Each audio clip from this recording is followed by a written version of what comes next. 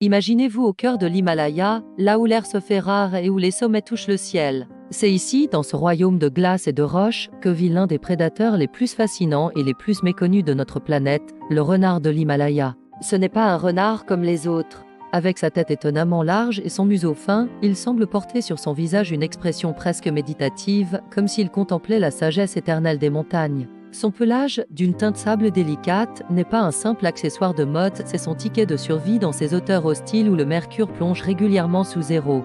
Mais ne vous y trompez pas, derrière cette apparence paisible se cache un chasseur redoutable.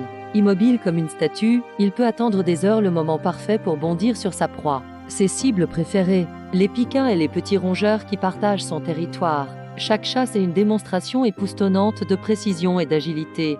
Ce qui rend ce renard vraiment spécial, c'est son rôle crucial dans l'écosystème himalayen. Tel un gardien silencieux, il maintient l'équilibre des populations de petits mammifères, contribuant ainsi à la santé de tout l'environnement montagnard. Malheureusement, même dans ces hauteurs reculées, notre ami à quatre pattes n'échappe pas aux défis du monde moderne.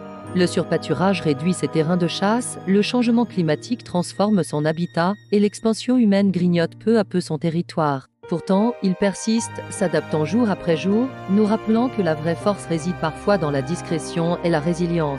Le renard de l'Himalaya n'est pas seulement un survivant, c'est un symbole de l'extraordinaire capacité d'adaptation de la vie dans les conditions les plus extrêmes. Si cette histoire vous a touché, n'oubliez pas de vous abonner pour découvrir d'autres merveilles de notre monde sauvage. Ensemble, apprenons à mieux connaître et protéger ces créatures extraordinaires qui partagent notre planète.